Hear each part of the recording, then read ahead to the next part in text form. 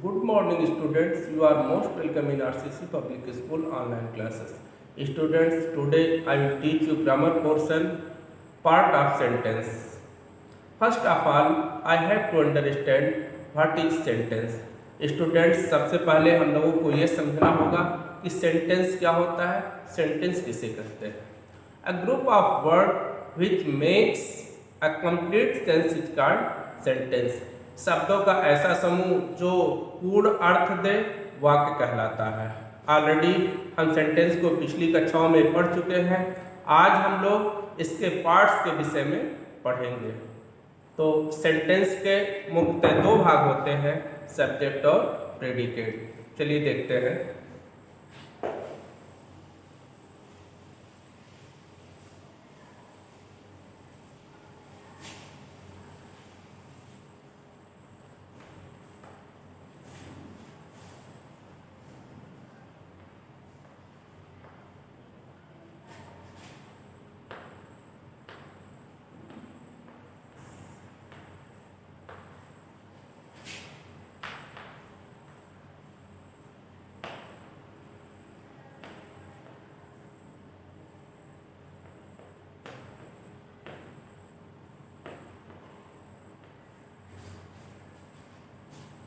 जैसा कि आपको पता है कि हम लोग सिंपल सेंटेंस की बात कर रहे हैं. सिंपल सेंटेंस का मतलब ऐसा सेंटेंस जिसमें केवल एक सब्जेक्ट हो, एक फाइनाइट वर्ब दिया गया हो, उसे सिंपल सेंटेंस कहते हैं. और आज हम लोग इसी सिंपल सेंटेंस के पार्ट्स के विषय में चर्चा कर रहे हैं. सिंपल सेंटेंस के मुख्य दो भाग होते हैं, सब्जेक्ट और प्रेडिकेट. एक प्रश्न उठता है कि सेंटेंस में कम से कम कितने शब्द होने चाहिए या मैक्सिमम कितने शब्द होते हैं.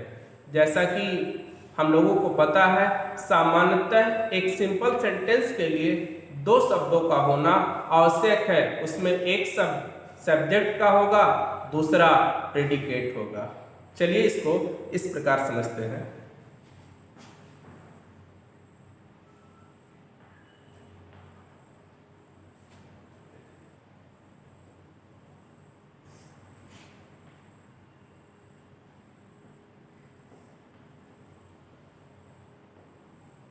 जैसा कि आपको उदाहरण फर्स्ट और सेकंड, रीमा प्लेज, यहाँ पे दो शब्द हैं. फर्स्ट रीमा है और दूसरा शब्द प्लेज है. तो इसमें रीमा सब्जेक्ट है, प्लेज प्रेडिकेट है. दूसरा उदाहरण है सीमा सिंस, तो सीमा सब्जेक्ट है और सिंस प्रेडिकेट है. आपको ध्यान से देखेंगे तो आपको एक बात समझ में आ जाएगी कि ये व्यक्ति का नाम है, वस्तु का नाम भी हो सकता है. जैसे द पेन इज ब्लैक. अब यहाँ पे द पेन सब्जेक्ट है और बाकी पार्ट इज ब्लैक प्रेडिकेट है. यह वस्तु है, यह व्यक्ति का नाम है. ऐसे स्थान का नाम हो सकता है, जैसे बस्ती इज अ सिटी. यहाँ पे बस्ती स्थान का नाम है. तो स्टूडेंट्स, आपको यह बात समझ में आ गई होगी कि जब हम किसी व्यक्ति या वस्तु के विषय में कुछ कहना चाहते हैं तो वही व्यक्ति या वस्तु सब्जेक्ट हो जाता है और उसके विषय में जो कुछ भी कहा जाता है वो प्रेडिकेट हो जाता है. अब हम लोग सब्जेक्ट के और पार्ट के विषय में समझेंगे कि सब्जेक्ट के कितने पार्ट होते हैं. इसको हम उदाहरण के माध्यम से समझेंगे.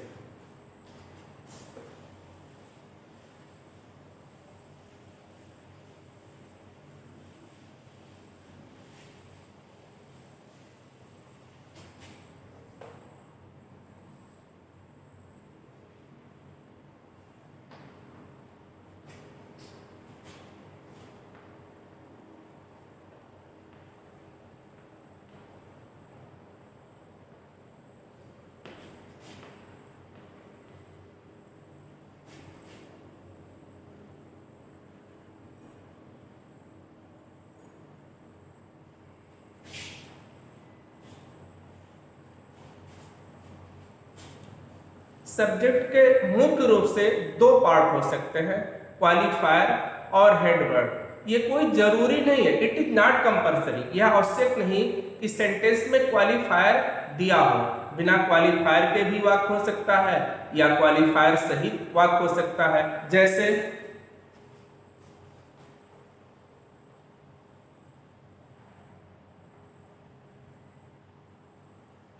मोहन प्लेज, यहाँ पे मोहन एक शब्द है, दूसरा शब्द प्लेज है।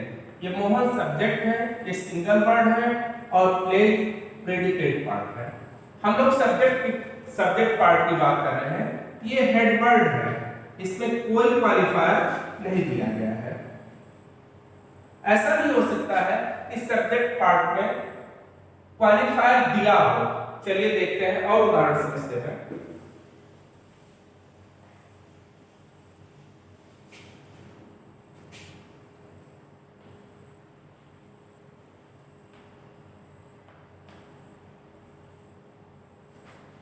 ए बॉय सिंग्स, जैसा कि आपको दिखाई दे रहा है कि ए बॉय तक ये सब्जेक्ट पार्ट है और सिंग्स प्रेडिकेट पार्ट है। ए बॉय में दो शब्द आया है, एक ए आया है और दूसरा बॉय आया हुआ है। ए आपका एक क्वालिफायर है और बी आपका बॉय आपका हेड वर्ड है। अब क्वालिफायर में दो तरह के शब्द हो सकते हैं, एक डिटरमाइनर हो सकता है और एडजेक्टिव हो सकता है। एक्चुअली ये एक डिटरमाइनर है। आप यदि हम क्वालिफायर की बात करते हैं तो क्वालिफायर के दो पार्ट होते हैं, डिटरमाइनर और एडजेक्टिव।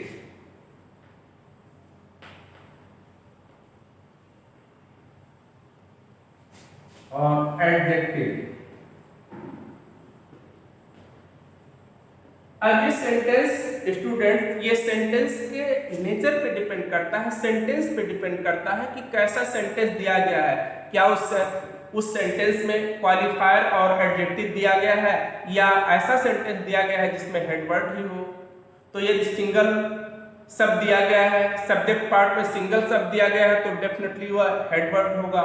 यदि दो शब्द दिए गए हैं तो क्वालिफायर होगा। अब क्वालिफायर में क्या है, वो मीन्स एडजेक्टिव है कि डिटरमाइनर है। तो सामान्यतः दो शब्द होने पर जो शब्द आएगा वो डिटरमाइनर होगा। लेकिन यदि सब्जेक्ट पार्ट में तीन शब्द दिए गए हैं तो उसमें एडजेक्टिव भी होगा।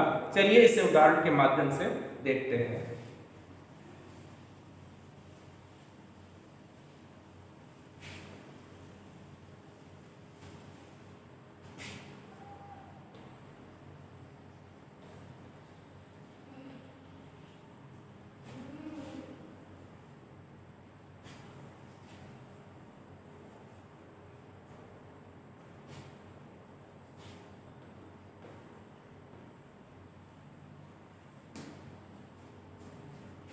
ए नाटी बॉय, इतना पार्ट सब्जेक्ट है, played on the road predicate है। हम प्रेडिकेट के विषय में चर्चा नहीं करेंगे, प्रेडिकेट के विषय में हम चर्चा नेक्स्ट वीडियो में करेंगे। यहाँ पर हम सब्जेक्ट पार्ट की विशेषता बतला रहे हैं, सब्जेक्ट पार्ट के विषय में बता रहे हैं। ये आपका डिटरमाइनर है, नाटी आपका एडजेक्टिव है और बॉय हेडवर्ड है। इस तरह से सब्जेक्ट पार्ट के यहाँ पे तीन पार्ट हैं, डिटरमाइनर, एडजेक्टिव, हेडवर्ड और बाकी इतना पार्ट आपका प्रेडिकेट है। प्रेडिकेट पार्ट में और सारे शब्द हो सकते हैं, उसको मैं बाद में बताऊंगा।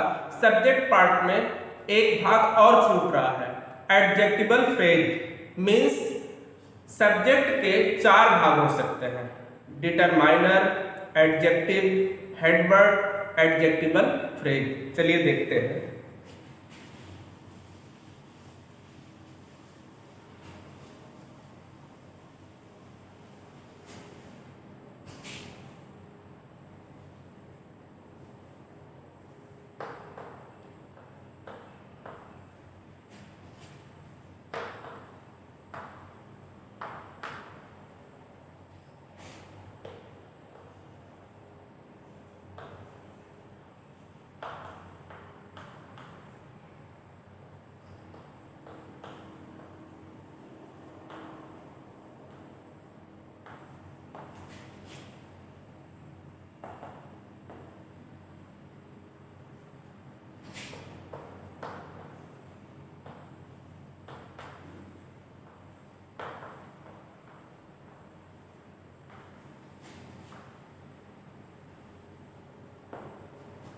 स्टूडेंट्स,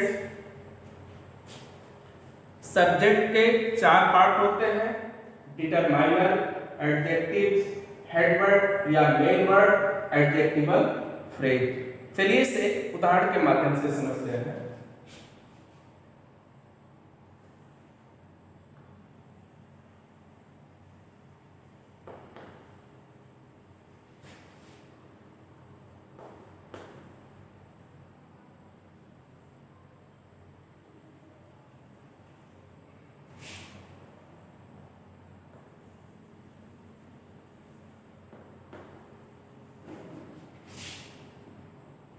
हमारा उदाहरण है, ए